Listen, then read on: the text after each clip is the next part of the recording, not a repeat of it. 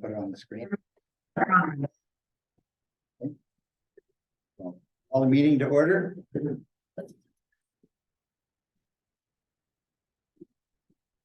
I pledge allegiance To the flag of the United States of America and to the republic for which it stands, one nation, under God, indivisible, with liberty and justice for all.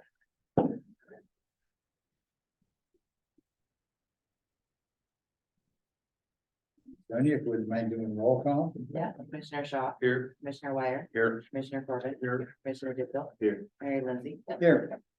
You have before you the agenda for this evening. Motion to approve the agenda. Second. We have a motion and a second. All those in favor, signify by saying aye. Aye. Those opposed, same sign. Motion carries. Is there anyone wants to discuss on the consent calendar? Motion to approve consent calendar as Okay. presented. Second. We have a motion and a second. All those in favor, signify by saying aye. Aye. Those opposed, same sign. Motion carries. Seeing no unfinished business under new business. Public hearing for the approval of resolution 2023-32. Declare necessity for sidewalk improvement 2024. Jameson, do you want to address that first? Thank you, Mr. Mayor. This resolution sets a sidewalk project for 2024. So the areas we're looking at this year are Northwest Third Street and Northwest Fourth Street from Highway 81 to Union Avenue. And also one house at Northeast First and Lincoln, which was on a couple years ago and then got missed. So this hearing, followed by the resolution, is what sets those installations for next year.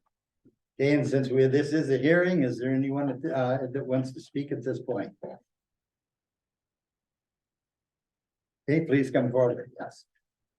And if you would state your name for those that are at home. Heather DeVries, Madison, South Dakota.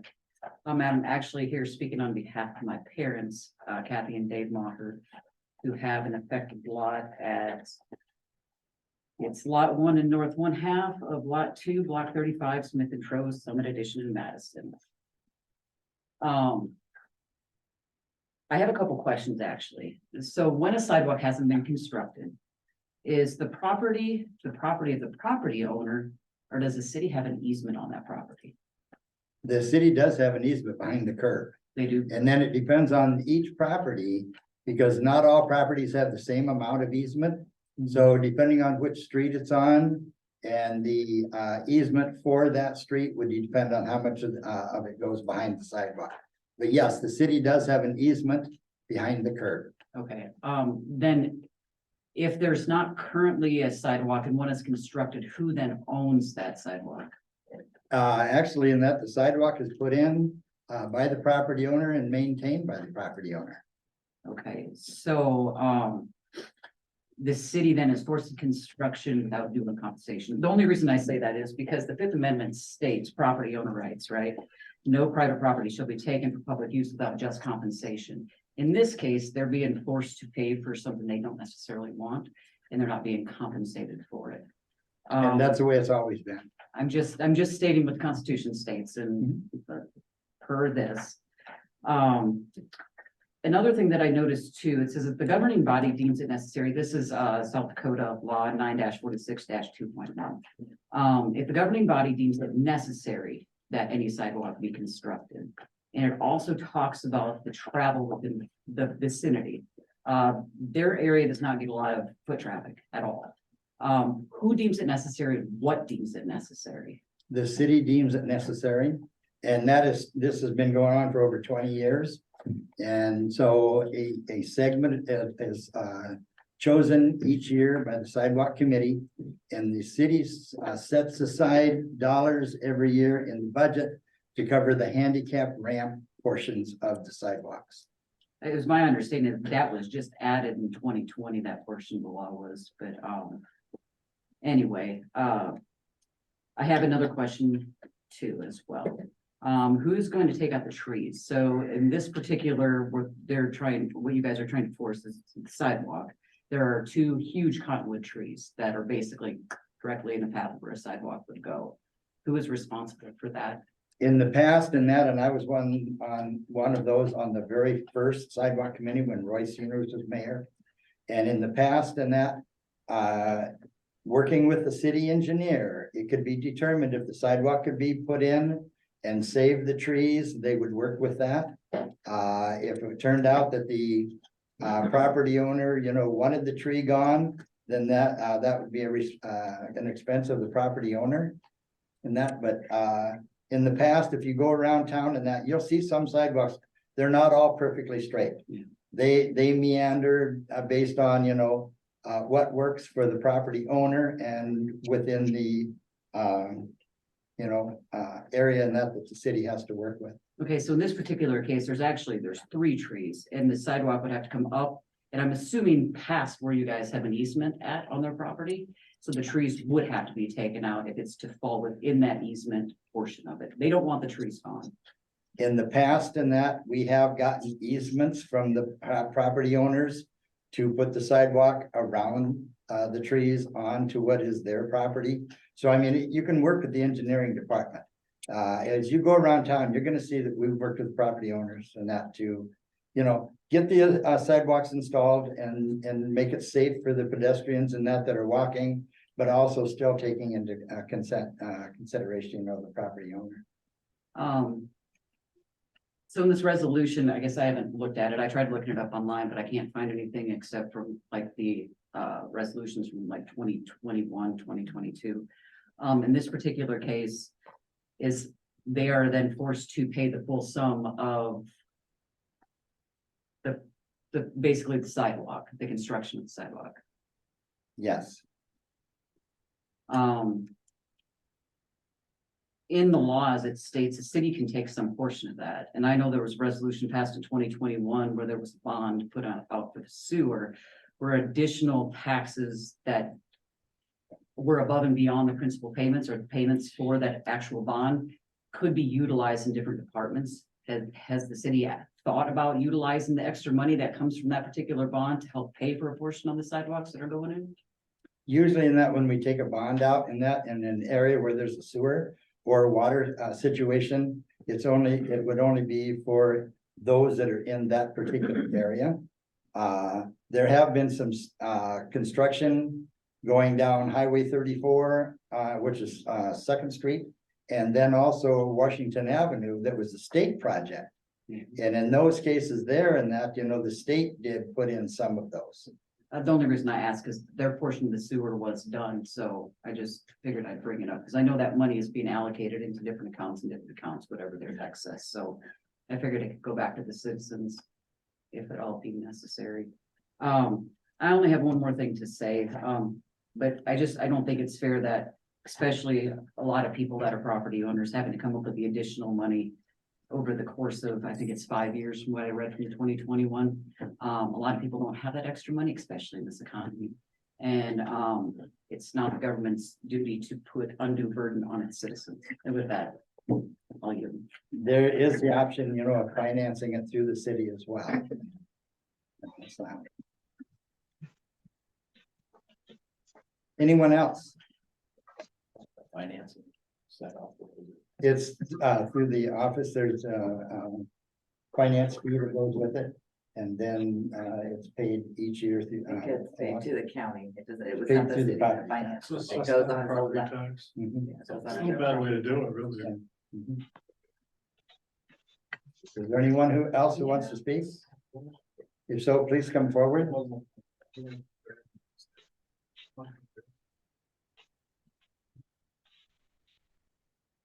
Name's James Bjorklund.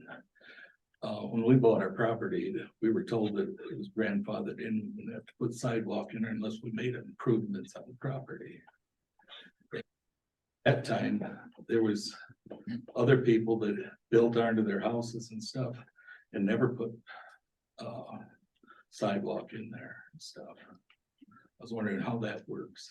Well, there isn't a grandfathering clause in the city at all. There And, isn't and so the sidewalks in new construction, they're required. yes, So, but in And parts over- of town and that are not new, and that this programs have been going on for well over 20 years. and over that 20 years, they never made, people that made those improvements, I think it was like $5,000 at one time that if they made improvements, they had to put sidewalk in, and a lot of them never did. Eventually in that, you'll find that they will also be getting Yeah, but notices to that's, put them in if they haven't. but that was, you know, and I think there is something about a grandfather clause in there somewhere.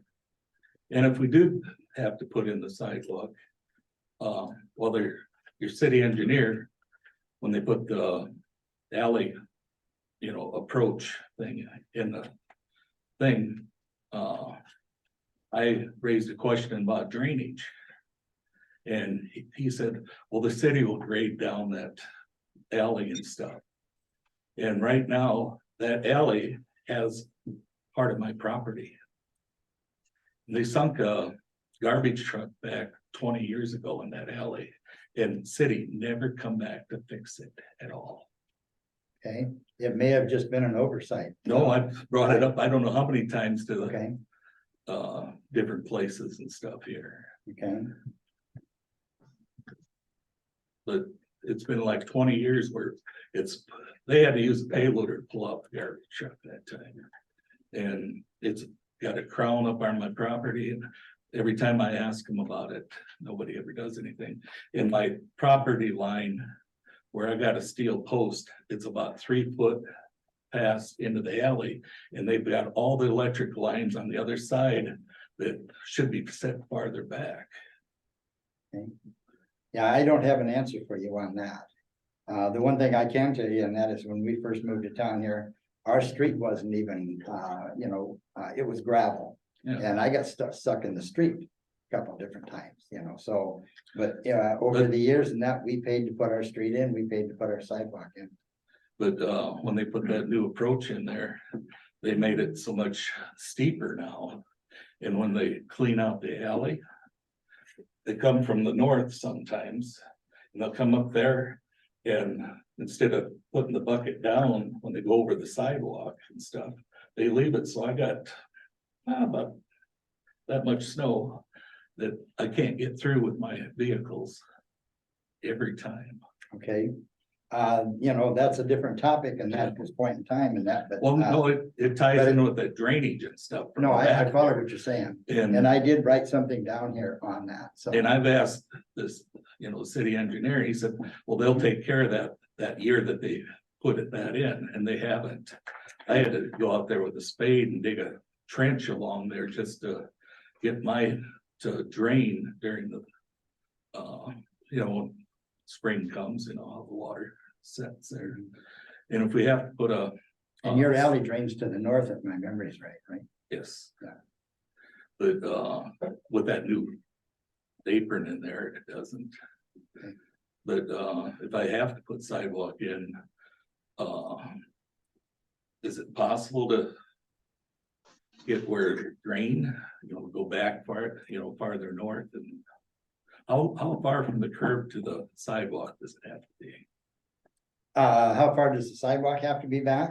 Yes. Usually in the neighborhood of 5 feet. So you got from the curb to the sidewalk, it's 5-foot apron. Well, I can't tell you what the apron is, Well, I but mean, from the curb to the sidewalk, is okay. usually around 5 feet. And it's measured from the center of the road. Yeah, if I could, Mayor, that 5 foot is minimum. That 5 foot is minimum. We typically like to keep it about 6 inches off of the property line. And so that property line is going to be dependent on what the right of way is. So if you had an 80-foot right of way, the property line is approximately 21.5 feet behind the curb.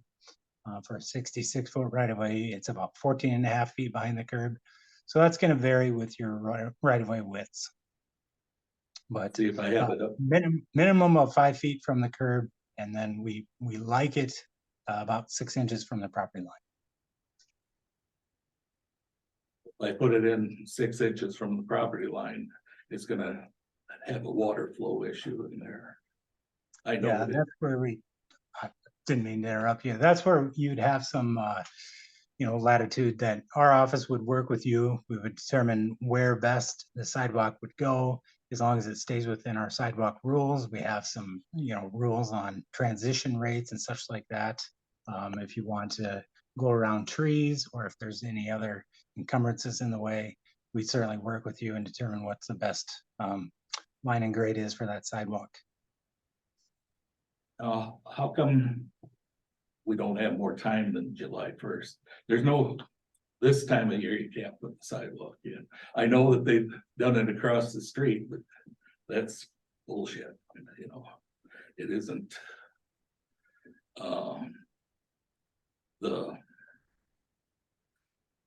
You only got a few months there and the contractors who get around, you know, to get a bid on stuff, there isn't.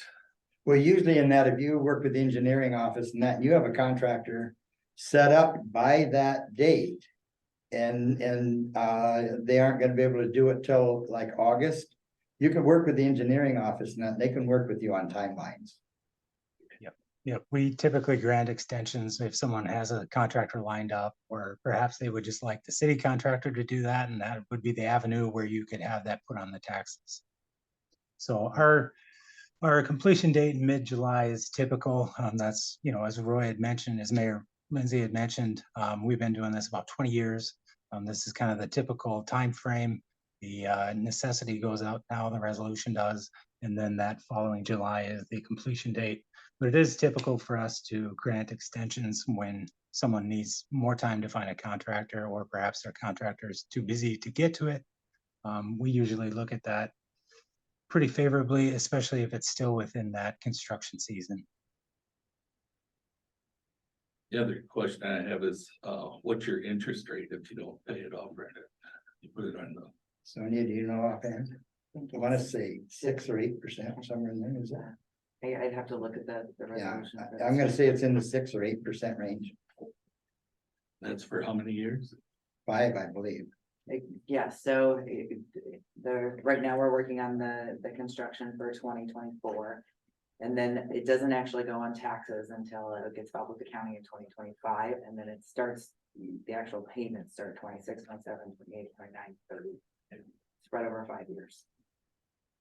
So when does the payment start? I mean, where they draw interest, Not until it goes to the county, do what? not until it goes to the county.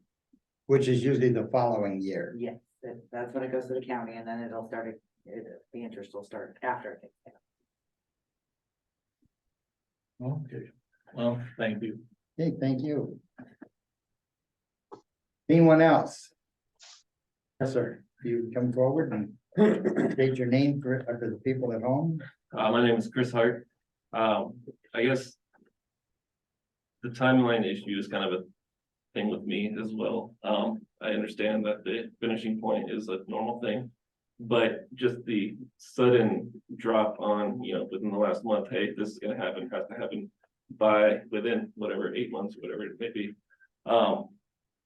Just more of a heads up would have been appreciated. My wife and I just took out a loan to put in new windows on our house, which is a substantial amount of money. And had we known this was coming, that might have changed what we did or how much we did. So now we're kind of backed into a corner because we have this whole new thing. And we're kind of in the same boat with the trees. Like, if we were to go around the tree, it's gonna put people like right up on our house, which we don't want. If we go to the left, you're gonna be like right on the curb, which also we don't want.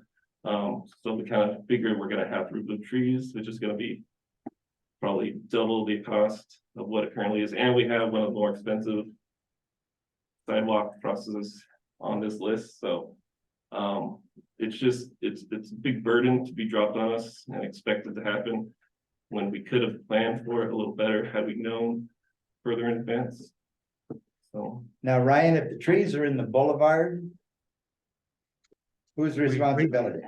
We have typically participated in the cost to remove those trees. If they're on private property, then that's the private property owners, but the city has participated in cost to go and take out trees. yeah, and then also I noticed kind of the guidelines for the sidewalk being, you know, 4.5 feet wide, 4 inches deep, differ from what's in the city code on the website.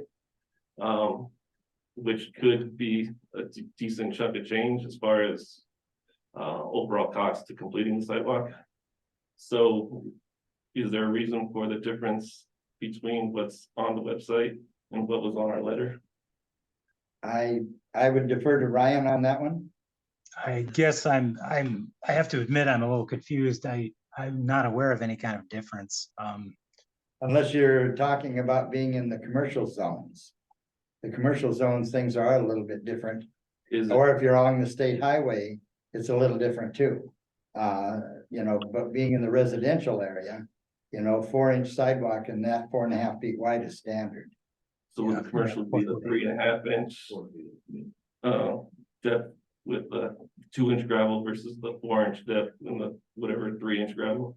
Well, when you say 3.5 inch depth, basically they're using a 2x4 that has been milled, and a 2x4 that has been milled is 1.5 by 3.5. You know, so that would be the absolute minimum.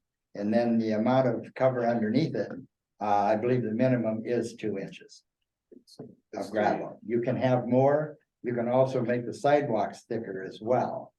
We do have sidewalks in town because they have payloaders go over the top of them that are 8 inches thick. You know, and so some of it depends upon the property owner. If you want a thicker because you know you're gonna be moving equipment over it, that is an option you can have.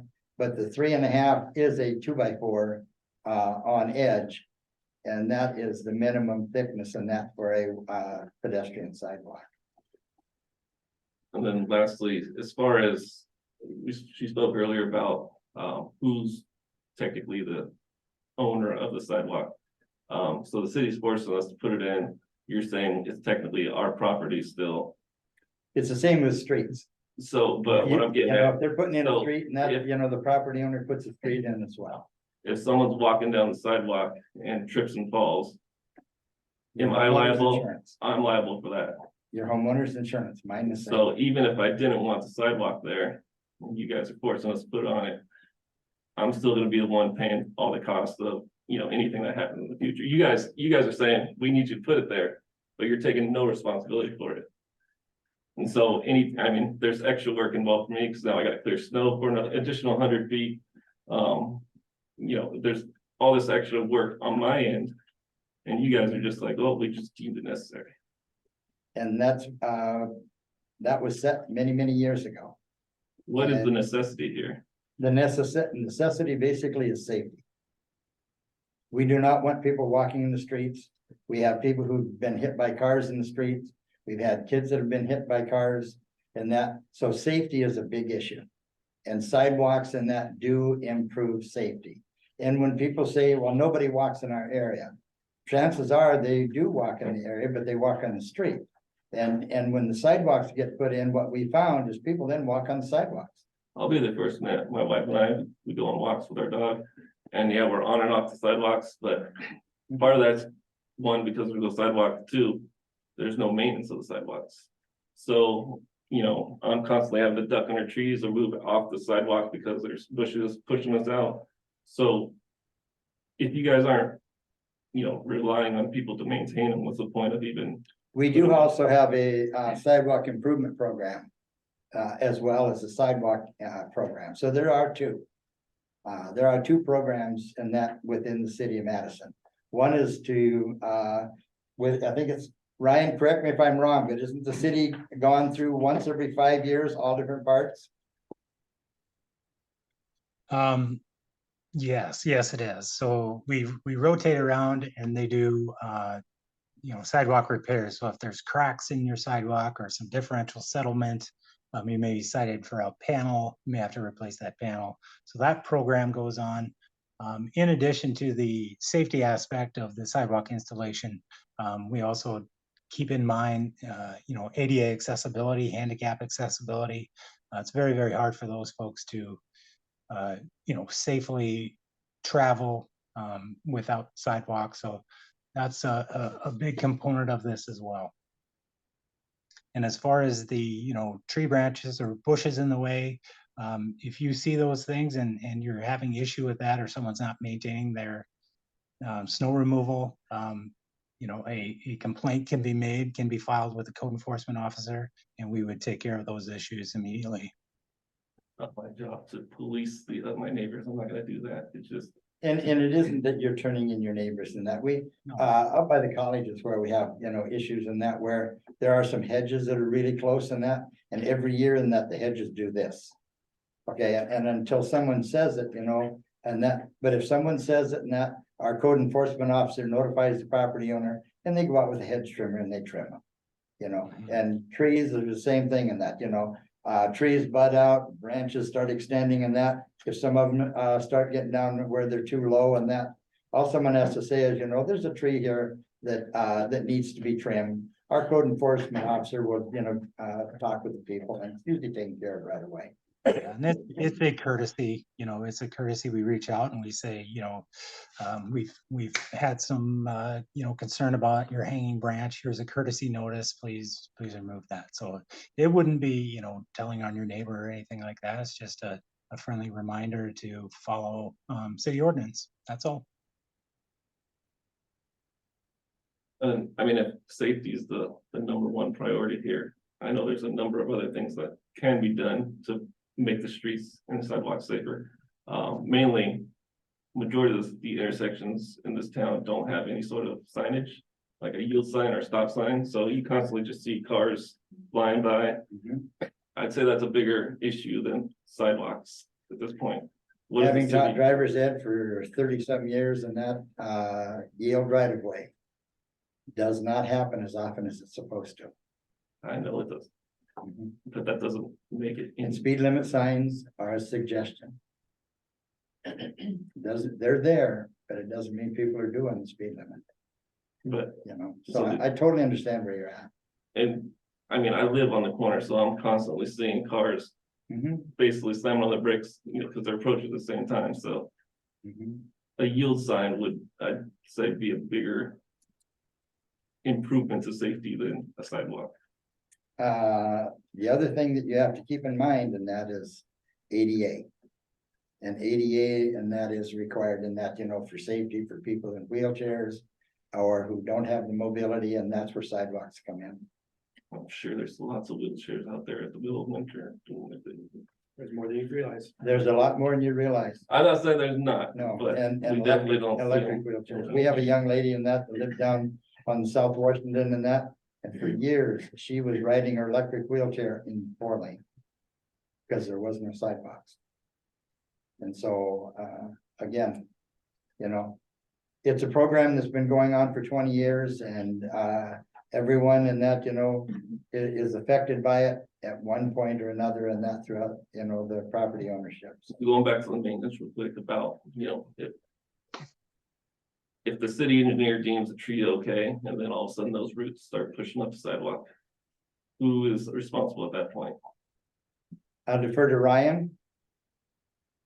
I mean, those are things that do get caught in our sidewalk inspection program. We do see a lot of roots pushing up sidewalks, so then it would be the landowner's responsibility to then, fix those panels.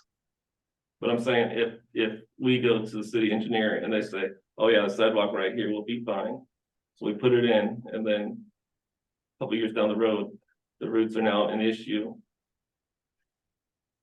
It wouldn't have been put there without the engineer's approval of it. And I'm gonna defer to you as the expert. So if I'm now having to pay for something that was an error in judgment on your part, should that be my responsibility? Most of the time when sidewalks are put around trees or close to trees, it's the landowner's choice to do so. And so we would advise them and say, we are concerned about the roots. You're gonna have to, acknowledge that you'll have to maintain this sidewalk in the future going forward. And if you choose to put the sidewalk there, then you'd have to just acknowledge that risk. We would recommend you stay away from trees. We certainly would and always do. But that election would be based on the landowner's preference. And so they would then take that risk, I guess, if there is a risk.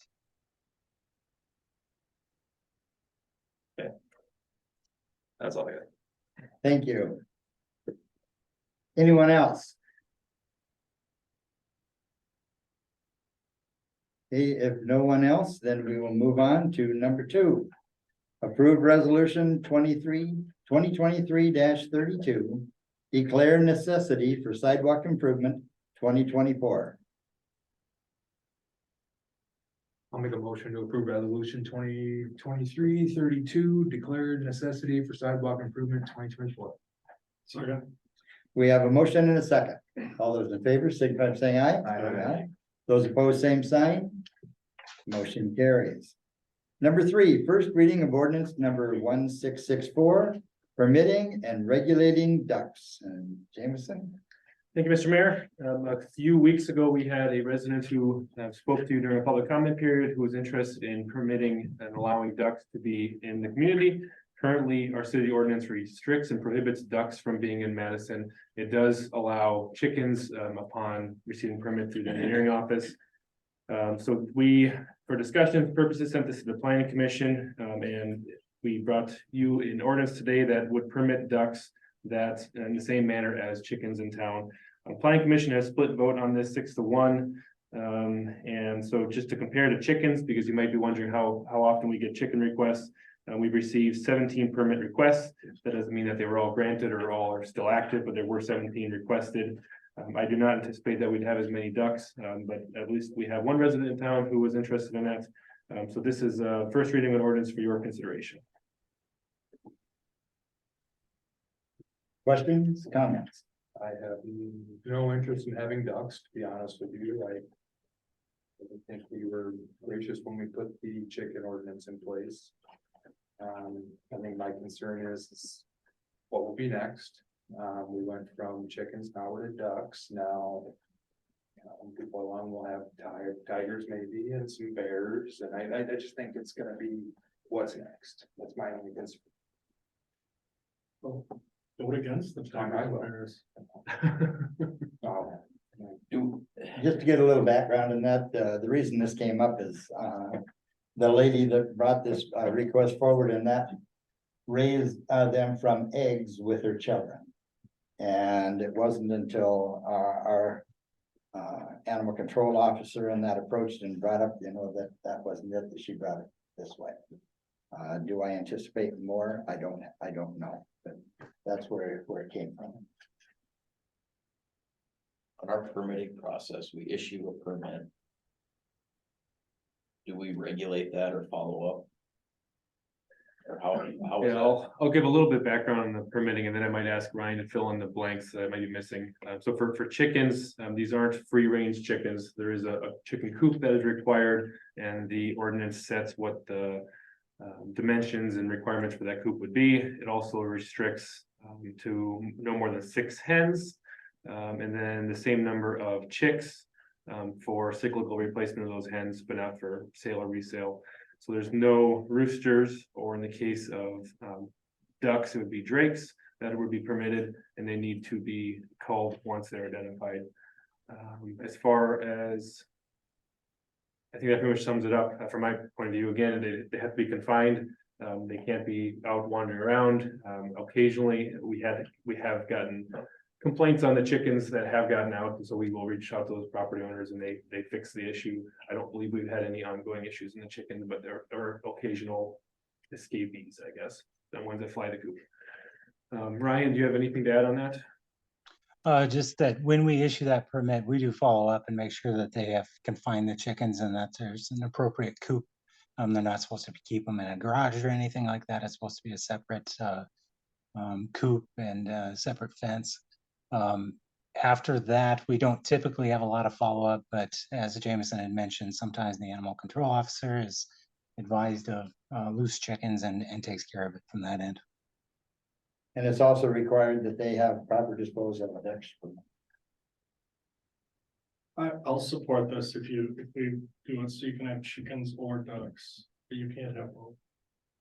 It's too much fall. I'll throw them out.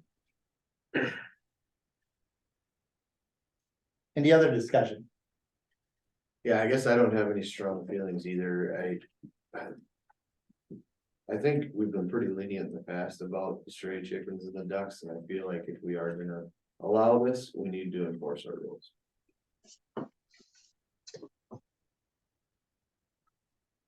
If no other discussion, is there a motion? Or is there an amendment to the motion? Ooh, I don't even know how to move this. You'd want to make a motion to approve over whatever first, and then you could make a motion to amend. Year four. Do we have a motion? Does it read 6 hens and 6 ducks now? Or how it reads? It's a good question. I think my understanding would be that you could have 6 birds, whether they are hens or female ducks, is my As it understanding. reads now. Ryan, would you agree or disagree? Nope, that was our intent. That's how we shared that with the planning commission, that there would be 6 animals, whether that's a combination of ducks and chickens. Let's make a motion to approve ordinance number 1664. Second. We have a motion and a second. All those in favor, signify by saying aye. Aye. Those opposed, same sign. Aye. Number 4, resolution number 2023-34. Supporting approval of the Lewis and Clark Regional Water System Expansion. Again, Jameson, I'll ask you to address that. Thank you, Mr. Mayor. The Lewis and Clark Regional Water System, of which we are a member, has been planning an expansion from 44 million gallons a day to 60 million gallons a day for some time. And the next step, as they have been working through boards and commissions, is that the state legislature would consider a joint resolution in 2024 to support Lewis and Clark's future use water permit. We expect that to be judged favorably, but of course, we always want to put our best foot forward. So Lewis and Clark has asked each of its members to pass the resolution, which is on your agenda tonight. I know they can't hear me, but how do I turn the video off? Cause it's just showing that over the top. I wanna be black. So the resolution simply urges the legislature to pass their own resolution. I'll stand by for any questions. Questions, comments? If not, do we have a motion?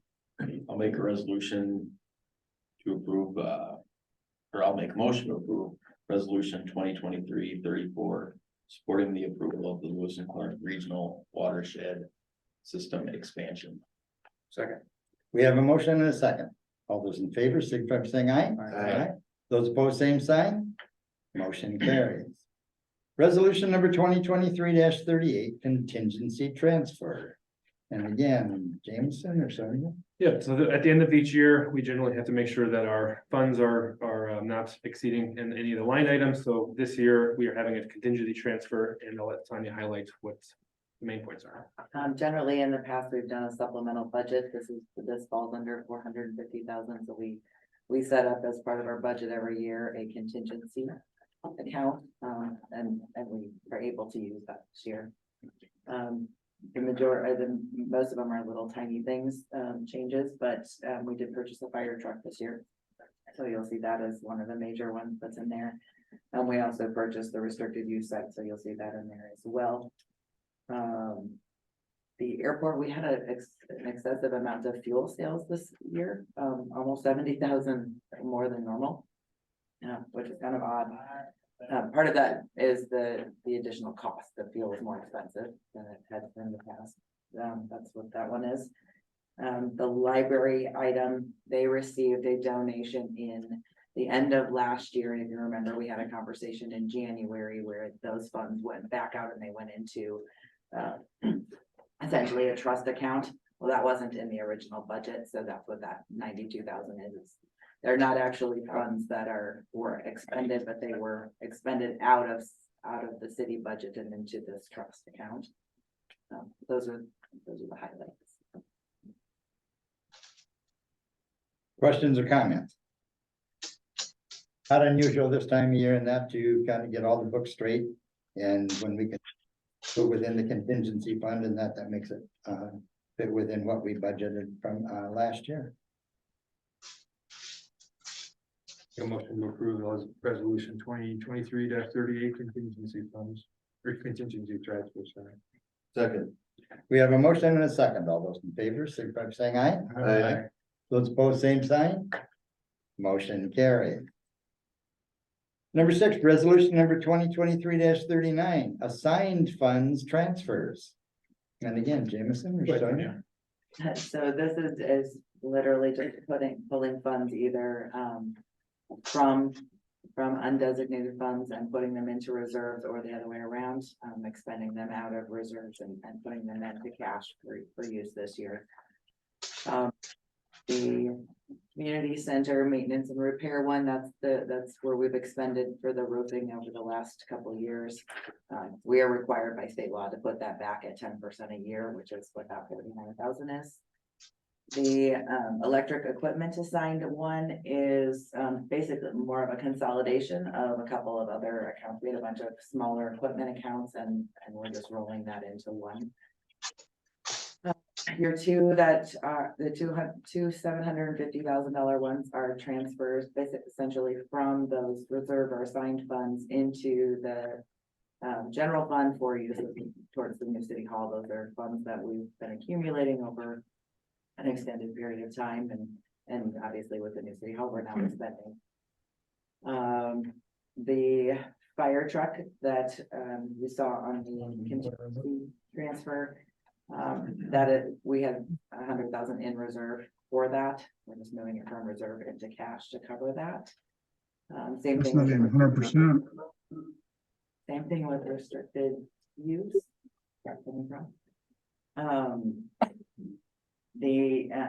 The airport one it's very similar. There are certain, usually we receive a lot of grant funds for airport projects. When they're doing a lot of the engineering costs and such, those usually come out of our pocket. So that's just moving it from reserve and into cash for what we've spent this year. And then those last ones are the consolidated ones, so. Questions? Questions? Comments? Motion. Motion to approve resolution number 2023-39. Second. We have a motion and a second. All those in favor, signify by saying aye. Aye. Those opposed, same sign. Motion carries. Number 7, approve the Trojan Village Cost Allocation and Reimbursement Agreement. Jameson or Ryan, you want to address that? Thank you, Mr. Mayor. Yep, so as the Trojan Village development has been proceeding on the north side of town, this is the housing development proposed north of DSU athletic facilities. We've had conversations with the developer on how to cover costs for the roads that are connecting into the development. So there's 2 different areas there. One would be the existing Washington Avenue where the pavement ends and turns to gravel, and the other would be Division Avenue, which we would like to connect into the east end of that development. This cost allocation reimbursement agreement states that the city would be covering costs associated with the Division Avenue connection, as that is something that the city desires to have better connectivity with our community, but is not required for the success of the development. And in return, the developer would be paying for the cost to improve the gravel road on Washington Avenue to connect up to their development. The last factor that is in there is if we didn't have this connection to Division, we would require a connection from the midpoint of the development north to the gravel road. And with the connection to Division, that is no longer required. So there is a consideration for that as the city's bill gets a little bit cheaper, since that would be an added cost to the developer that we are helping them to avoid. I know we do have the developer here if we have any questions for him, and I will stand by for questions. Questions or comments?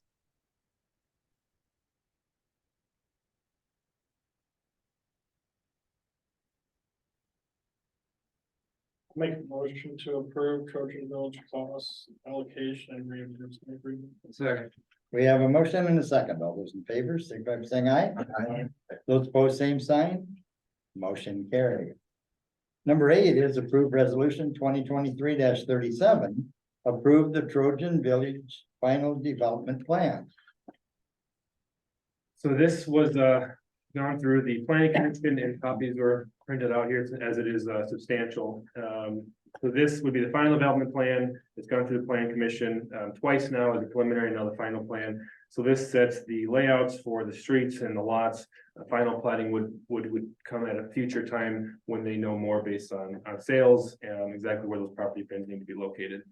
The developer has spent a lot of time working with adjacent property owners and within their development as well to make sure that all concerns are heard and addressed as best as possible. So this, again, through planning commission and staff recommend approval. Questions or comments?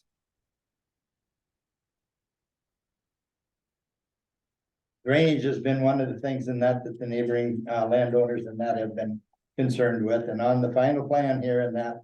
That is addressed in that, and the elevation faces and that, showing, you know, where the drainage would be more going to the west. Than currently to the south and to the east. And so the elevations that are on here are not finalized in that, but will be in that when the grading is done here in 2024. But that has been worked and reworked, and that due to the concerns of the neighboring property owners. Make a motion to approve resolution 2023-37. Second. So we have a motion and a second. All those in favor, signify by saying aye. Aye. Those opposed, same sign. Motion carries. Number 9, approve Egan Avenue Reconstruction Engineering Services Agreement, amendment number 1. And again, I'll ask Jameson to address this one. Thank you, Mr. Mayor. KLJ is an engineering firm that we've hired to assist with the Egan Avenue reconstruction from 2nd Street to 9th Street North. When we first approved that agreement back in August, we knew that some areas would be determined at a later date, and we are at that later date. Originally, we had set information in the contract for project management, the data gathering phase and the preliminary phase. And now that we are at the point where we've gathered a lot of that public feedback and have put together preliminary designs, they're able to put together an amendment to the contract, which includes the areas of final design phase, permitting phase, and bidding phase. The original contract was for $157,400, and this amendment adds on $718,100. That's a total of $875,500, which is a large number, although the project is estimated at $7 million. So this falls in with that general range of 15%, which is where we'd like to see engineering fall. So again, this amendment was expected, and to fill in some of the blanks that were TBD in the original contract. And then just to add to that, and that for those of you that have read the newspaper and that lately, you'll notice in there and that initially the thought was that we would start in 2024, but due to the timeline and our desire to try to find federal grants and state grants to minimize some of the cost of the local citizens and that, we're looking more at a start date of 2025. Okay.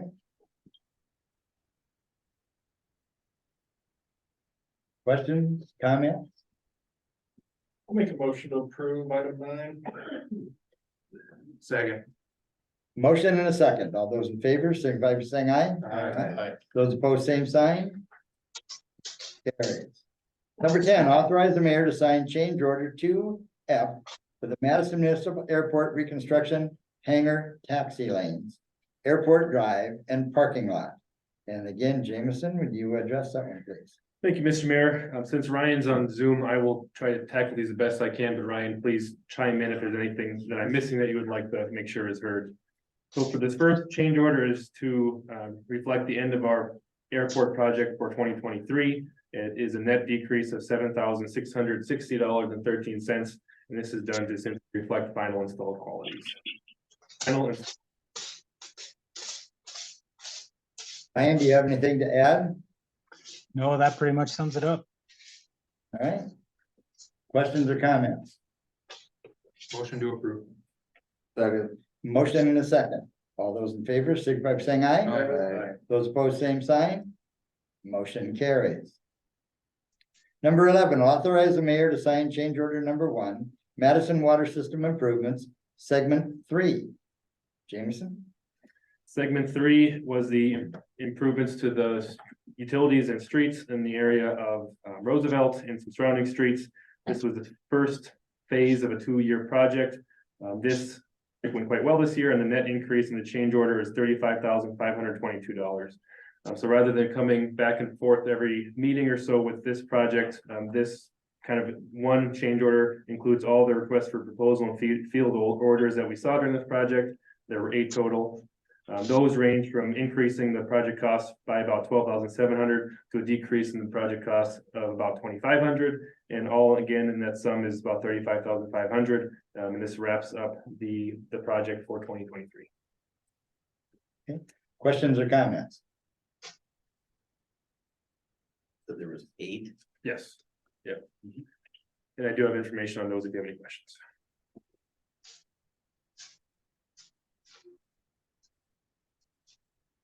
This is a pretty I mean, how many change orders per project? or It per looks like we had- block? How do you- 5 field orders and 3 requests for proposal. Ryan, can you speak towards whether that's a typical number?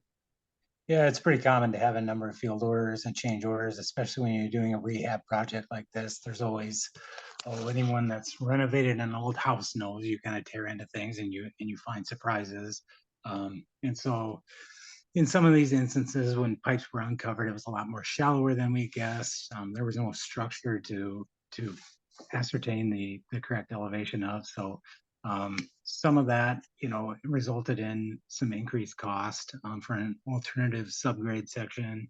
And then there were things like, adjustments to junction boxes and a couple extra driveways. And then we had some additional curb and gutter that needed to be replaced. When we looked at the curb and gutter before the project, we tried to salvage as much as we could to try to save cost. And by saving cost of curb and gutter, then we could do more asphalt streets. And it became pretty apparent when we removed or when the contractor removed the curb and gutter, or the asphalt, excuse me, that the curb and gutter was in worse shape than what we thought. And there was some of that curb that had gotten damaged by the contractor themselves.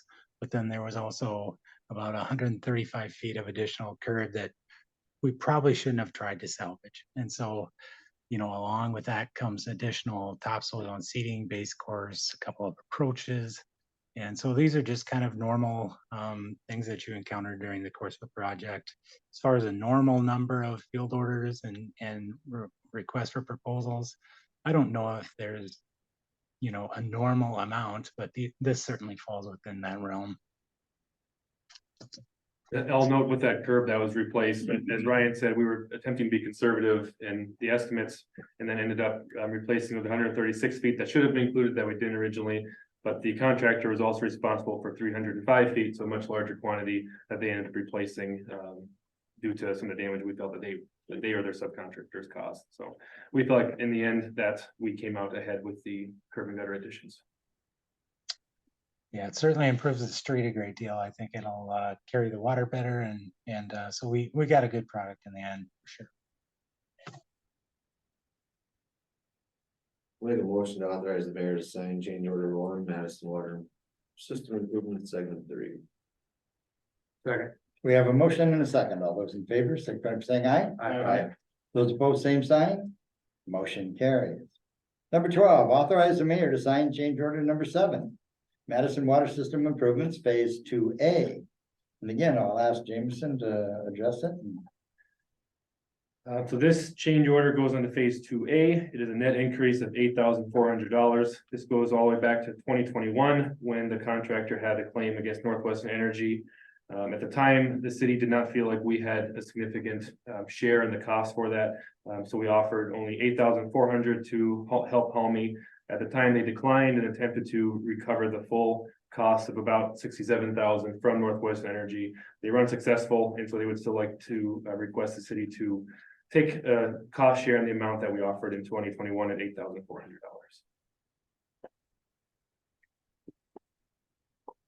Questions, comments? If not, do we have a motion?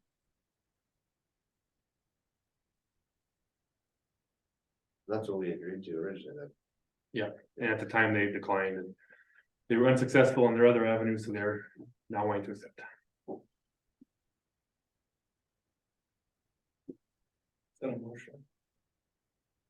We want to keep good rapport with them, I suppose.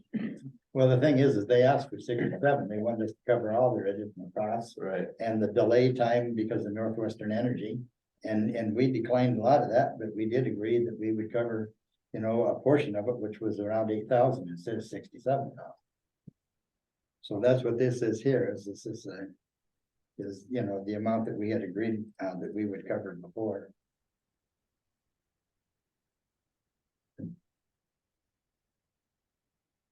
I make a motion to authorize the mayor to sign change order 7, Madison Water System Improvements Phase 2A.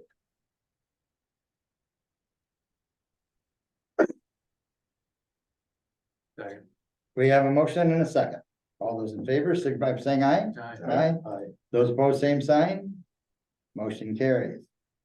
Number 13, authorize the mayor to sign change order number 8, Madison Water System Improvements, Phase 2A. This is the same project. The change order in your agenda packet is shown as an increase request in cost of $48,796. This is also related to, excuse me, lost my spot here. Related to temporary surfacing that Homey was requesting. We do not feel like the $49,000 amount is accurate. So staff are recommending the amount of $22,638.40. Ryan's been close to this item. I'll ask him to go a little bit deeper. We still got it. So, pardon me. The $48,796 figure includes screening, hauling, and placing of millings for temporary surfacing, and the disposal of screenings for that temporary surfacing. We feel the cost for temp surfacing falls on Homey because that was kind of our deal with them. They wanted to continue into Lincoln Avenue late to the season. We were concerned they wouldn't get paved, so the risk on them for all temp surfacing. So this kind of would have been fine, I think, if not for the Northwestern Energy claims, because I suffered those delays. They were hoping that they could get paid for some of that temp surfacing millings and screening. Jeff Homey with Homey Inc. had shared with me that he feels the cost is due because there was a change during the plans. Initially, we were going to use some of this asphalt millings as base. We determined from another project and learning how that worked on another project that we didn't want to do that. And so we had changed to a different base course. And so Homey feels as though the 48,000 is warranted, and discussions between me and Banner, we had determined that the value we feel is appropriate is actually $22,638.40. Questions or comments?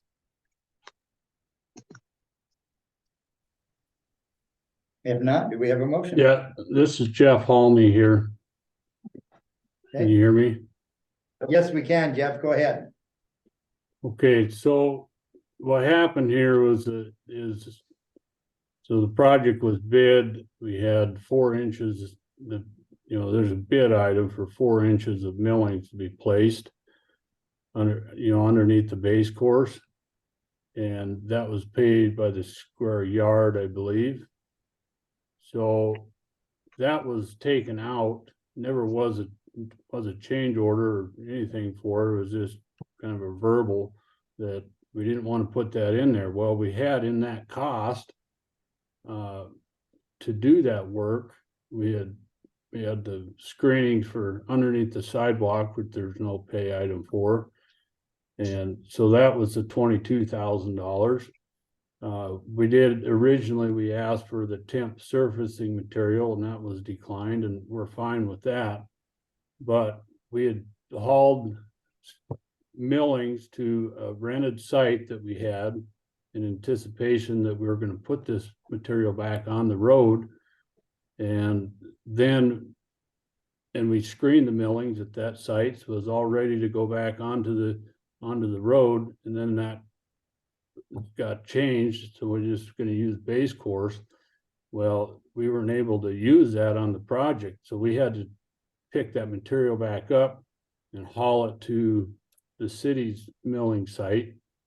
And so that's what we're asking for. That's the additional cost between the 22 and the 48, was to rent that site, haul the millings there, screen it, and then pick it up, haul it back to your site. And we never did get paid for any of that. Now, Jeff wasn't part of the change in that because of this subsoil? No, it was just because they had bad luck on the project before. They didn't want to use the millings on this project. And it was designed to use the millings, and that's why we rented the site, screened the millings, so it was all ready to go back on the road. If we would have known that beforehand, we would have just hauled it to the city site and been done with it. But we didn't know that, and so that's why we're in this predicament. And Weston is here. Weston, would you like to speak? Yeah, I'll add into what Jeff had stated, and his statement's correct. So that was a bid item in the original bid on the project.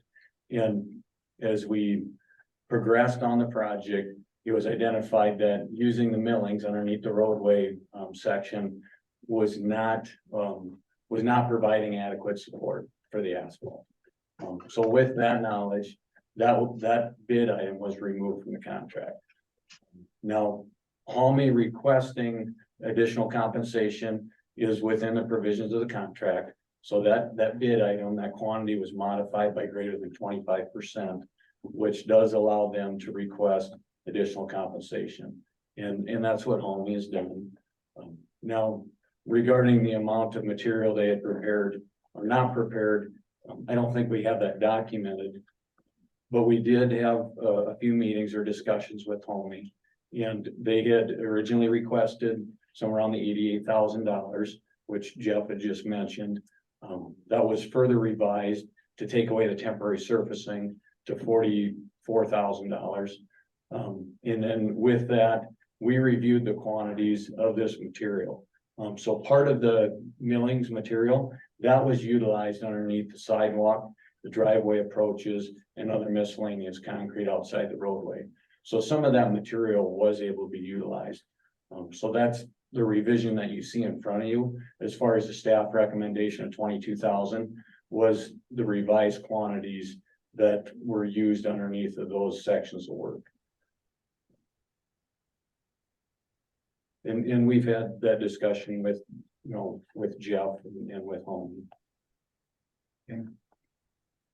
So even though some of that milling and that and screening and that was put to use in the project, where otherwise they would have come up with other material. It was the items, and Jeff indicated that as well. The items that are not being considered would be the remaining screening of material not used, and then the hauling of that material from that site that they had secured during the project.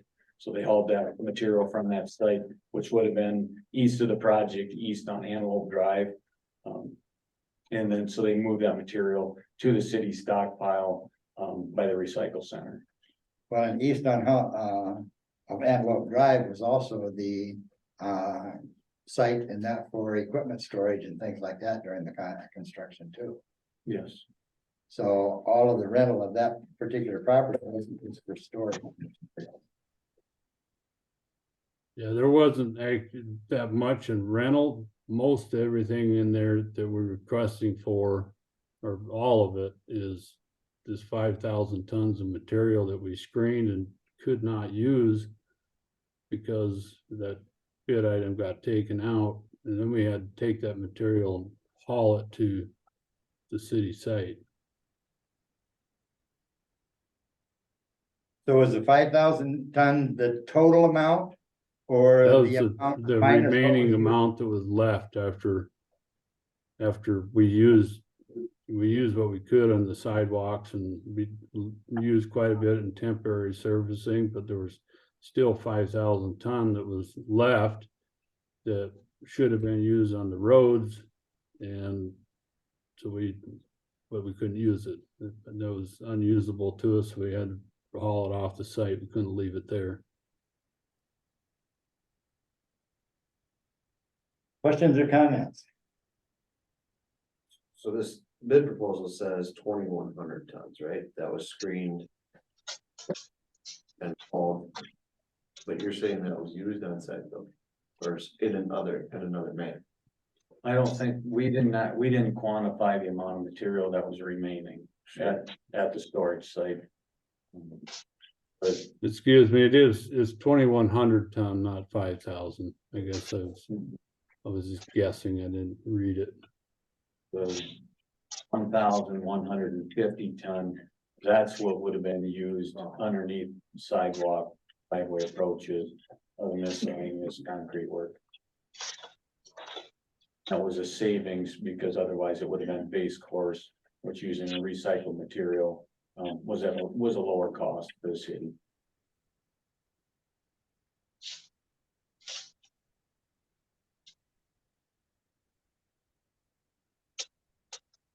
I will add in, this bid item was a large bid item on the project. So it was in the tune of around $200,000. So we did remove a $200,000 bid item from this project. What Jeff had indicated is there was incidentals that were included in that bid item. So something that they didn't put in other bid items, but put in that specific bid item. So in that discussion, the staff and Banner did feel that it was justified to provide some compensation for that, because of provisions in the contract for, being able to modify that contract price with an adjustment quantity.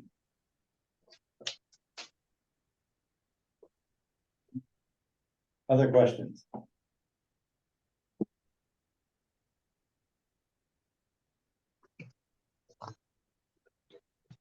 Okay, I'm gonna ask the question of the commission. Is this something in that the commission would like to table for more information?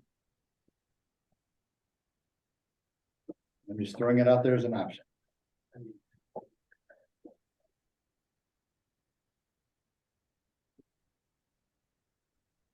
I mean, I see that you and Ryan had just took out the two line items for bid item 50 and 60. So the screen millings for bid item 179, 2,100.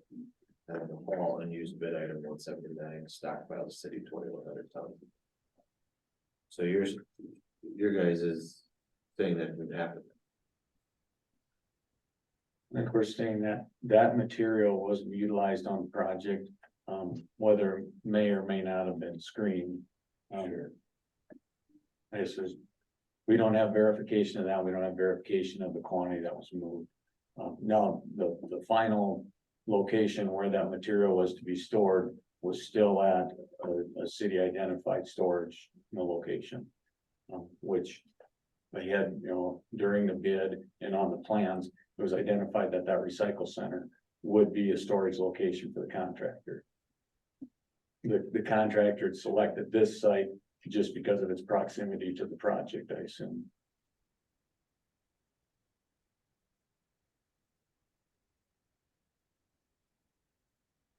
Other questions or comments?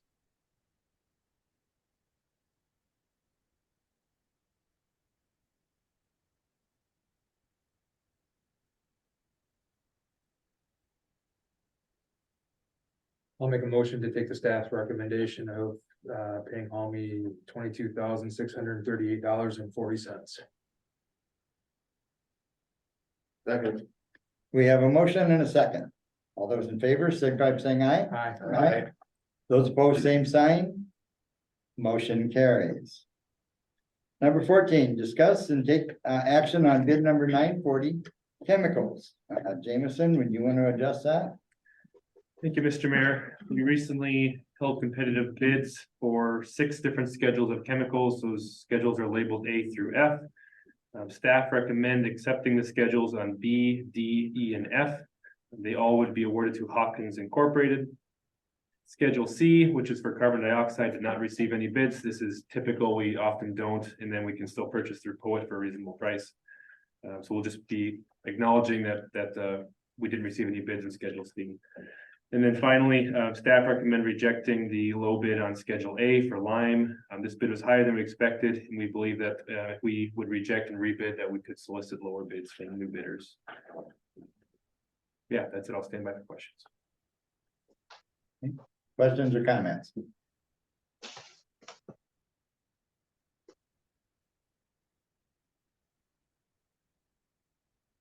If not, do we have a motion? I'll make a motion to approve the chemical bid D, E, and F and reject A for number 940 chemicals. Could you add B into the D, E, and F? Sure. Yep, so approving B, D, E, F, and then rejecting A.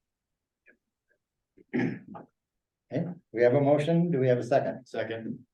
We have a motion and a second. All those in favor, signify by saying aye. Aye. Those opposed, same sign. Motion carries. Number 15, approve the 2023 electric distribution conversion project change order number 1. Jameson or Nathan? I'll ask Nate to come up. Yeah, thanks, Nate. This is a change order related to our electric conversion project, which has gone quite well this year and is wrapped up. So on the agenda tonight is kind of final items for that. Nate, what do we need to know about the change order? Change orders simply for fees that was imposed on us by the railroad. They're associated with a crossing permit. I did request that the contractor pay those fees so we can keep the project moving. And they did so on my request. So this is a change order asking to recover the cost of those fees. $9,730, again for railroad fees, like Nate said. Make a motion to approve 2023 electric distribution conversion project change order 1. Second. We have a motion and a second. All those in favor, signify by saying aye. Those opposed, same sign. Motion carries. Number 16, an update on the automated metering infrastructure project. And again, Nate or Jameson? Yeah, I'll just say that the AMI project is really one piece of a larger smart cities project. And Nate started 8 months ago, I'm gonna guess, ish. And so as he came in, he was able to help the city kind of reevaluate, reassess that project, the direction it's going, and bring us options for what he believes and his staff believes need to be done. Nate, go ahead, AMI. Basically, AMI is kind of the backbone of the smart cities initiatives that were started when I got here. We're trying to stand AMI up right now. I think that should be our priority and make it so it is effective and it's user friendly. Everything's working and talking like it's supposed to.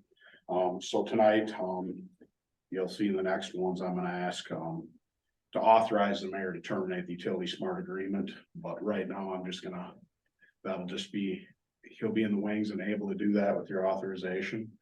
But I've had several things come up the last couple of days when I reached out to Utilismart and that may not be in the city's financial best interest to go that route. We need further exploration on that, but I would still like to have that as an option as we move forward. And then there's another component to it that'll be a quote from Tyler Tech. And that's basically so we can link and have better communication and remove a third party to get our billing data into billing. If you have technical questions, I highly recommend that Jed comes up and fills anybody in with technical questions. A lot of it has to do with network and he's light years ahead of me in that department. So, any questions on any of that? Not at the moment. Utilismart is our MDM. That was the intention. Currently underutilized. Do you know the length of that contract? I didn't look at it. 5 years. This, and we're a couple of 27 months left. Okay. We're paying like $3,800 a month or something. Correct. Buyout option is 50,000 plus 3 months. And again, Nate mentioned it, but at this point, well, update for AMI, one of the items we have is to authorize the mayor to terminate.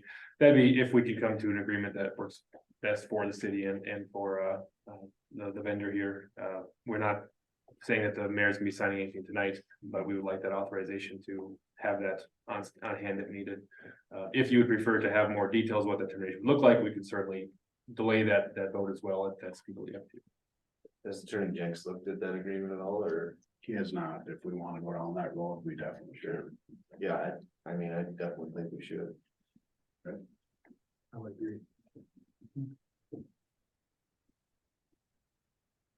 Any Okay, so at questions on- this time, and that we have done number 16.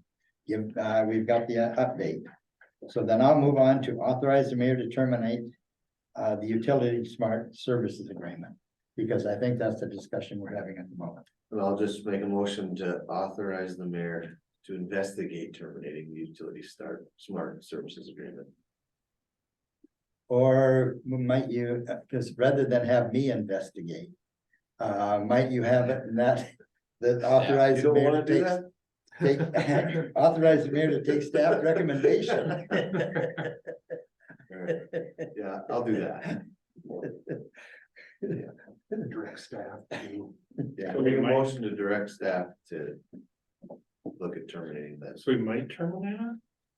Why don't we just take no action, and if we decide to terminate, bring it back? Well, I think we have to anyways. Well, That'd be fine too. I mean, if Either you way. would like, and I think it's prudent, if you would want to know what that termination cost and process is gonna be like after we explore a little bit further, we can certainly bring that back. And I wasn't, the information that I gave Jameson, it was very fluid at the time I gave it to him, so all this is came after, so whatever you decide, we can make happen. So at this point in time, if you would just as soon, pass on this one and that, then we could move on to, Should we table that or? Table it? I would say just take no action. I just say take no action, always because if list it you as an table it, then agenda. you do have to bring it back at some point in time. Let's Okay. move on. When's the last time you tabled something? well, Okay, we're number gonna have to 18. table- We're gonna have to table 18, right? So then on number 18 and that, should we just basically table that as well then at this point? 18, my personal preference would be that you approve that. It's gonna be an additional expense. You're gonna have more money invested into the project, but at this point, we feel that's gonna be the critical key to moving forward. That will enable us to, move away from that and become more effective in the way that current MDM is being used as far as getting our billing data in. So we'd like to move forward with that.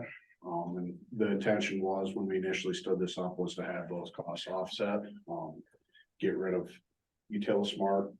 And then they would be replaced and we'd actually save money by bringing in the Tyler Tech quote for MI. But it'd be what, 9 to 12 weeks or thinking before the process. Yeah, I was gonna say a few months before they can actually get to that work, so it was more like, lead time on the development than anything. Well, and since we're so tied into Tyler Tech with all our departments, it makes sense to move Tyler Tech into the AMI project as well. Well, they've always been in the AMI project, Roy. Mhm. It's just that the data goes from OATI to Utilismart and then down to Tyler Tech. Gotcha. Okay, so it's like there's a middleman. Three-legged stool. Yeah, This is just for the integration. correct. Just basically going straight from OATI to Tyler Tech. That makes sense. So we're gonna need this regardless of whether we terminate that contract. That's correct. Yeah, we prefer to have them speak directly rather than having that data. Makes sense to me. Take extra step. I'll make a motion to accept Tyler Tech quote for AMI project. We have a motion and a second. All those in favor, signify by saying aye. Aye. Those opposed, same sign. Motion carries. Number 19, authorize the mayor to sign the hazard mitigation grant program agreement for the fire station backup generator. Jameson, would you like to address that? Thank you, Mr. Mayor. So we, during the derecho, realized that one need for our community would be to have a generator at the fire station. That would make it a lot easier for our first responders to be able to respond during those emergency situations. We worked down the process to apply for a grant and we have now received a grant. The hazard mitigation grant, this comes from the federal government. It flows through the South Dakota Department of Public Safety. So the grant is up to $48,848.40. And if the costs come in lower, of course, that share goes down a little bit. If I have my right page here. I want to say that the city share was probably around 20 grand then. Nine doesn't, wasn't it? And then It's less state than- too. 65 total. I'm gonna say 9,000 was from the state or from us and the rest from the state. So proud of you for pursuing the hazard mitigation, right? Yeah, thank you. It's, I think definitely a worthwhile grant. During the derecho, we had a disaster declaration, which opens us up to do things like this. And this generator would be something that would be of great use during future emergencies.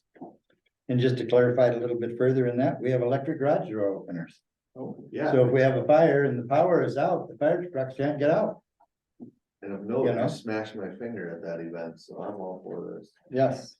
On a door. I'm good, yeah. I'll make a motion to authorize the mayor to sign hazard mitigation grant program agreement for fire station backup generator. Second for. We have a motion.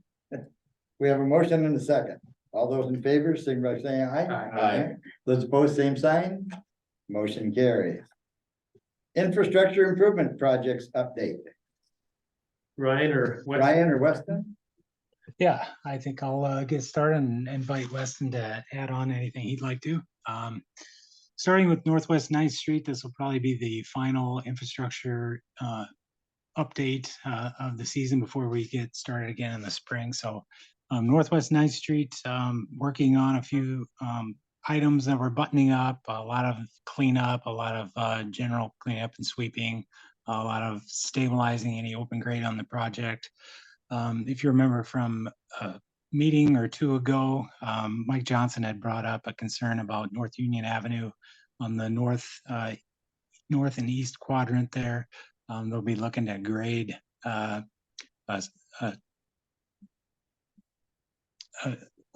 some way to direct runoff from the street onto the North Street intersection. So we'll do some grading there. We discussed on site that the boulevard would be built up and the gravel would be placed. That will kind of tie the old curb to the new. It was also brought up there was a couple form boards that were located in some inlets. Those will be removed, and then they'll vac and clean up all sediment and debris, perform general cleanup, remove all traffic control devices, finish installation of permanent signage, and then they'll stabilize all the open grade on the project appropriately, and then reinstall all the mailboxes. The mailboxes were installed, but they need to work with the post office and make sure that those are the adequate, correct distance from the back of the curb so that the mail can be delivered. And so they'll be working on those items this week. They do anticipate they might be able to complete them this week. So that'll finalize that project for the winter, and then they'll come back in the spring and begin work on Union Avenue. The segment 3 Roosevelt and Northeast 6th Street project, that's where Prunty is the contractor. Their work on year 1 is complete. It's been complete for a while. So they'll look forward to starting year 2 in the spring. RD phase 1A and 1B, J&J Earthworks is the contractor there. They've still got some remaining punch list items, some concrete removal and replacements, some sump lines that need to be cut out and fed through the curb. And then there may be some seating items and such like that. So they're still working on punch list. RD phase 2A is Holme Incorporated's job. Final quantities are getting determined, including that change order today, or the 2 change orders today. And then the remainder of the items are warranty items. There may be some seating, some other miscellaneous warranty items, but that one's pretty buttoned up. Water tower, we had a meeting today with Caldwell Tanks. They're the contractor on that. They have yet to install the control system. Rick Nybert from the treatment plant and Jan Tiemann say we're ready to go as far as filling goes.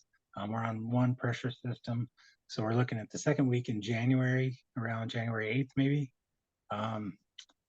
And the question was asked how quickly we fill. So they have to disinfect the tank. There's a couple of methods they can do to do that. They determine the method that they'll utilize, and then they will initially fill 5% of the tank, and then the next day they would fill to the top. So depending on the flow rate, they have a formula to see how it's filling, and they estimate it could take about 25 hours to fill that. So looking at the second week in January to do that. And I think other than that, they'll be just kind of doing some site works and clean up. They've got some blasting medium that's, on the site, needs to be swept up and cleaned up. But otherwise, that project is looking to wrap up here in a few weeks. Question? I'll just stand by and assist with questions. Brian? Yep. Can you hear me? Can you hear me? Yeah, you should be able Yep. The dirt, I thought the dirt on 9th Street turned out great, by the way. It looks good. So the boulevards look really good. Yeah, I think they do too. They've got some final grading to do. I'm down by the park area. But otherwise, I think if they get that stabled up, it is looking, I think, pretty good and ready for the winter. Yeah, I mean, obviously, it's not what we wanted, and it wasn't ideal that we didn't get it all done, but yet. They've got it to the point where we can use it and we don't have to close it during the winter, so I guess that's the main Right. thing, right? So. Yeah. Okay. Any other questions or comments? All right, well, I want to say thank you guys for everything and that, we're really going into winter a whole lot better on this portion of Ninth Street than we did last year, so. That's huge in itself, so. All right. Okay, under public comment. Heather, did you get your questions answered before? No, it's something different. Okay, something different here, okay. Heather DeBreeze, Madison, South Dakota. So this is an issue that was kind of brought up a little bit ago about curbs, damage being done during construction. My parents, they live on Northwest Fourth and Catherine. And, they had damage to their curb. I know a couple of people have said, well, that was done prior. That is not the case, because I have Google Maps. If you go and look at the previous like years versus the new construction, the new maps, you can see that there was not damage done then, and there's damage now.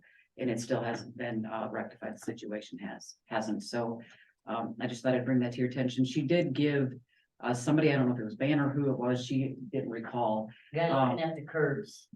Basically, the sheets that I had printed off for her to show. She was actually supposed to bring them down here, but neither here nor there. But Northwest Fourth and Catherine corner of their property that runs on the Northwest Fourth is, like I said, the curb is damaged and needs to be looked at. So now, is it damaged like something? Yeah, there's going like a around the curb? gouge. There's a gouge out of it. Okay. So it's on the corner itself. Well, so you got Catherine here, Northwest Fourth, it's on Northwest Fourth, where they were doing the construction on the road right there. Okay. All right, And so saying if we had to put in the sidewalk there, well, that chunk of curb that's taken out. We'd have to fix that too, but that was not our fault. Yeah. And I even talked to the people that were working on the road, and I did talk to you, I think, also about it. And complained about the curbing, and nothing has been done. But anyway, like I said, there is proof that prior years, prior to the construction, like just a year prior, and then also now, so. all right. Yeah, Well, we've got that noted. We'll go from there. Thank you, Roy. Yes. Hey. Any other comments? If not, our next regular meeting will be Tuesday, January 2nd at 5:30 p.m. And thank you, everyone. Do we have a motion to adjourn? So moved. Second. Hey, we have a motion and a second. All those in favor, signify by saying aye. Aye. Those opposed, same sign. Motion carries. Thank you, everyone. You saw things.